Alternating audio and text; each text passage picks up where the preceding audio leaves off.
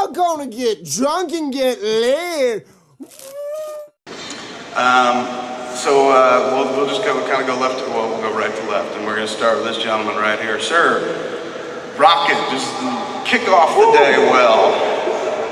No pressure there, of course not. I'm more nervous than I thought I would be.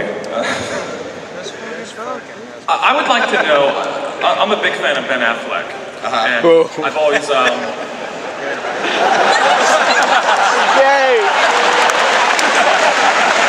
That's why I'm here today. I thought you left yourself wide open for that one, sir. I can't help you out. I was sitting there going, I should say, oh, you're the one, but I was like... Well, it's actually a backhand compliment to you. I feel that every movie that he does with you, he does his best performances. I feel that too. With the exception of Good Will Hunting, which, you know, you had a part in as well. And that was a fluke. Well, yeah. I'd like to know, besides you guys being really good friends, what is it that makes you work so well together that will get him to be more passionate in his performances? I don't know, man. I mean, I've seen him in stuff. Look, I'm an Affleck fan. I like everything the dude does. So I'm really not the guy to go after in terms of like, why is he, you know, better with you than I see everything. I love Surviving Christmas, which, you know, right away, people are just like, you know, as little credibility as you had to begin with, just right in the fucking shitter, or as we call it now, the Afflecker.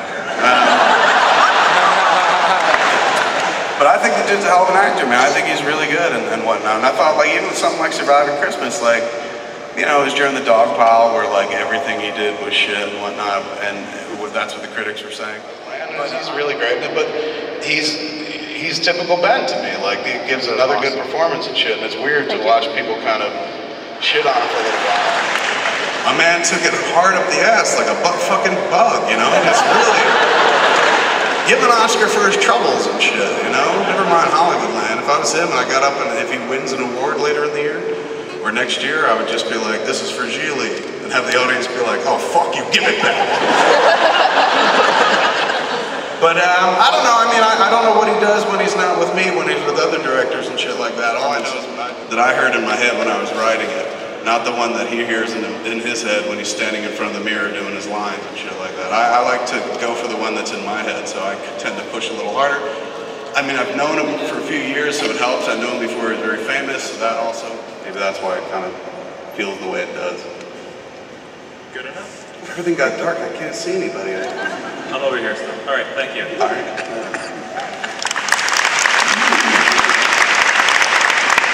We will never get through the day if you keep doing that. Can we bring up the house lights just a little bit so I can see people I'm talking to? Otherwise, it's just one big mass. Or not. I don't need to see shit. I can't really see him, man, but Rocket. Or ma'am. I'm a guy. Sorry about that.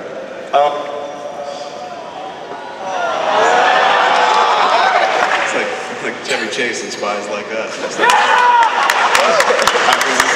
So I must go. Hello? There you go. I was a really... Hello? See, the part of the story you don't know is I've got this animated TV show that got canceled way too fast. Thank you. I want to know if there's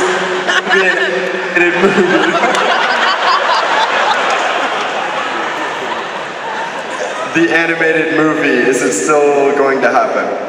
Are we still going to do an animated flick? Yeah, we've been talking about doing it for a little while. We're talking about doing a straight-to-video version, because Harvey Weinstein, the chairman of Miramax, and now the chairman of the Weinstein Company, my boss for many years now, after the TV show got shit-canned, after ABC, they aired it twice, and they were like, fuck this. He came to us and he was just like, you know what we have to do now? And I was like, get rid of those Porsches that we bought ourselves when we thought we were going to make Simpsons-type money. And he was like, no, what we need to do is make a movie of it. And I was like, you want to do a theatrical film based on a cartoon that wasn't good enough to be on TV? and they pulled the fucking plug, and now we're supposed to do a feature version. And he's like, yeah, man, because I was talking to Michael Eisner, and Michael Eisner ran Disney at the time, which owned Miramax at the time. And they still do, but Harvey doesn't work for Miramax anymore. And I was like, you want me to put Tigger in a Clerks cartoon? And he's like, no, make a cheap cartoon movie, and then, you know, your audience will go to it, and that'll support it and shit. As long as we can make, you know, you can make cartoons way cheap nowadays.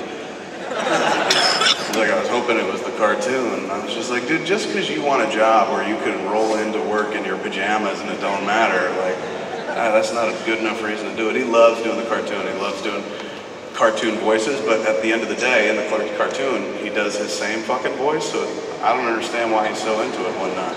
He's like, it allows me to be creative. And I was like, yeah, just like the way you sound creative right now, talking.